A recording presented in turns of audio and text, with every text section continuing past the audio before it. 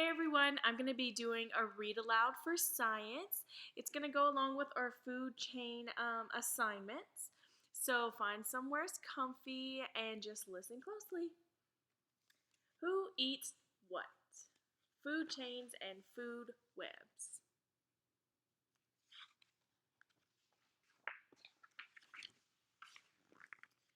A caterpillar is eating a leaf on an apple tree. Later, the caterpillar is spotted by a wren. It becomes part of the wren's dinner. Still later, the wren is eaten by the hawk.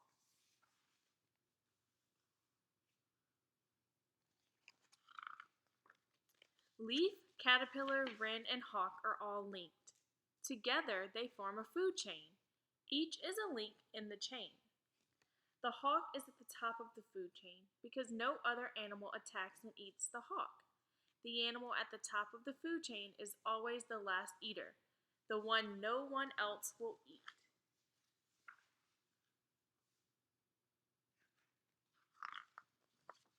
Suppose you eat an apple off of the tree. That makes you part of a short food chain. The apple and you. You are the top of the food chain. Or suppose you drink a glass of milk. Now you are at the top of a slightly longer food chain. The milk came from a cow, and the cow ate the grass. So this chain is grass, cow, you. Remember, those arrows mean energy.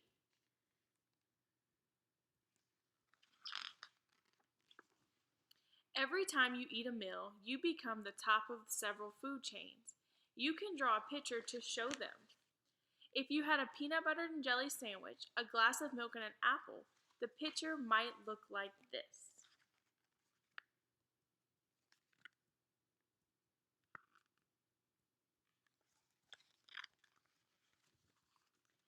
Food is the fuel or energy our bodies needs. Food keeps us alive. It gives us the energy we need to grow, move, and do many other things. The same thing is true for caterpillars, wrens, and hawks. All must find or catch foods they need. When you draw a food chain, you are drawing the flow of energy. The arrows show its path.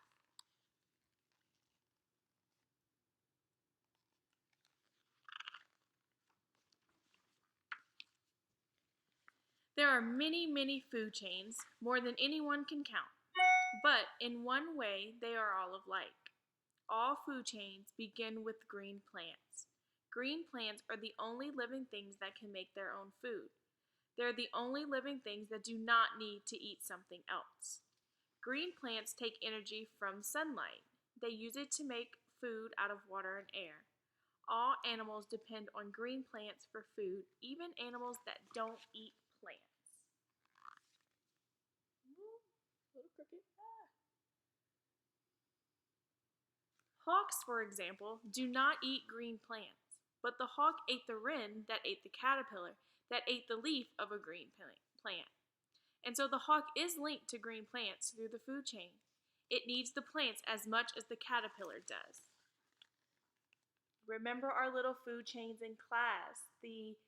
Everything started with the sun that made the green plant grow. Take a walk and look around. You will see parts of many food chains. Look at the leaves and the flowers of plants. Look at the bark of the trees. Look at the fruits, nuts, and seeds that have fallen to the ground. What animals are eating them?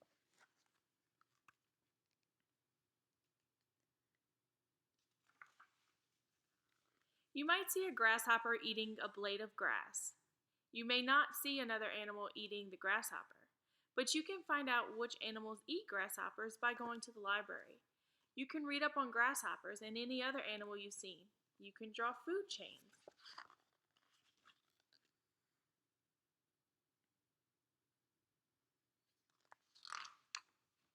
Your drawings will show that one plant may be the start of several food chains. The leaves of an oak tree may be food for caterpillars. Beetles may bore in the tree's trunk. Acorns are food for squirrels, chipmunks, blue jays, and deer. So the tree is the source for many different animals. The drawings will also show that most animals are part of several food chains. Chipmunks, for example, eat many foods. They eat nuts, seeds, berries, and buds. They also eat insects, snails, and other small animals.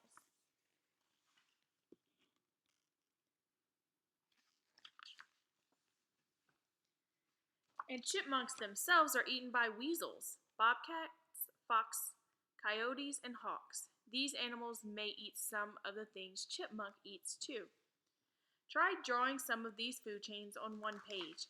You will have arrows branching in all directions. Now you have drawn a food web. Food webs are made up of many food chains.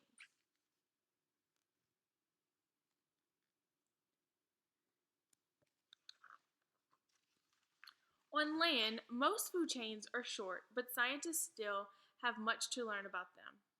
They have even more to learn about food chains in the seas. These chains are long. They are also hard to study because most of the plants and animals live underwater.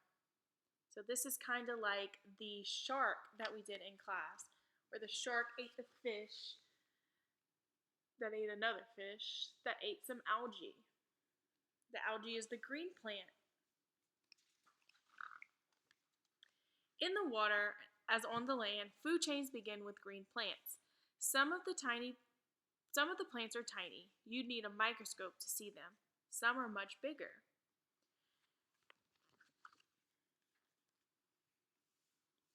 The green plants are food for many tiny creatures, which become food for bigger creatures. Small fish are eaten by bigger fish, which are eaten by still bigger fish, which are eaten by even bigger fish. So this is the shark that ate the fish who ate a smaller fish, and inside it looks like it's a little centipede type fish. So it started with the shark and it made its way down. The biggest, such as tuna, are at the tops of the food chains unless they are caught by humans. Then one of them may turn up in your tuna fish sandwich. Both the tuna and you are part of a food chain that begin with the tiny green plants.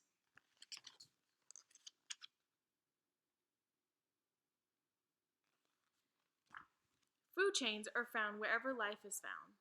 The far south of the world, Antarctica, is icy and bitterly cold for much of the year. But in summer, its seas come alive. The water is rich with tiny green plants.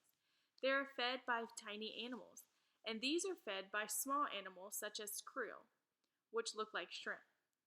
All of these animals and plants are food for bigger animals, such as fish and squid.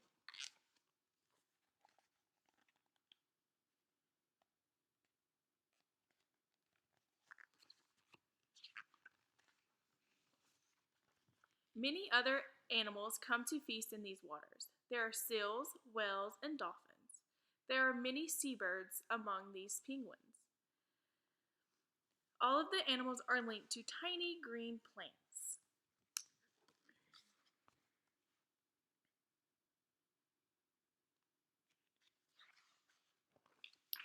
The drawing shows a web of food chains as far south of the world. The arrows show who eats what. Follow the arrows and find the animals that feed on krill. One of them is the blue whale, the biggest animal on earth. Find the animals that eat krill. Sometimes people talk about catching krill for human food. But what would happen to the food web if fishermen took huge catches of krill each year? To find out, look at the drawing again. Humans often make changes in food chains and webs. Then they find that one change causes other changes. That was what happened when hunters killed nearly all the Pacific sea otters.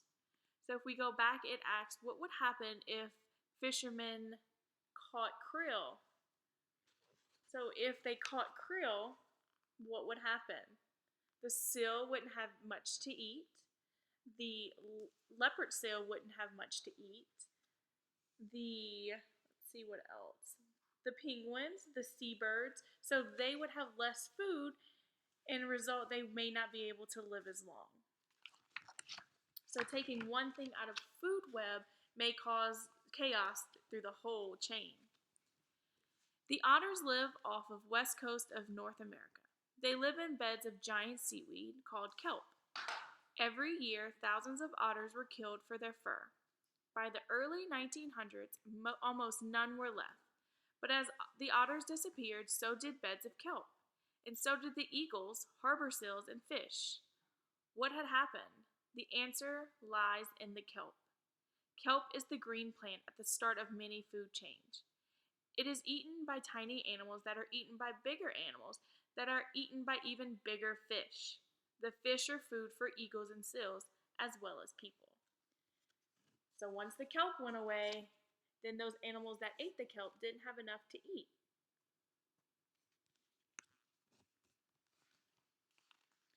All over the world, green plants and animals are linked in food chains that branch into webs.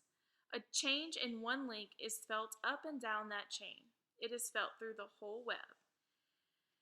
And that's one good reason to take care of the earth, to take care of its plants and animals. When we help them, we also help ourselves. We too are part of many food webs. All right, guys, I hope you liked the book. I hope it gave you a little bit more insight. Stay tuned to some more read alouds. Bye.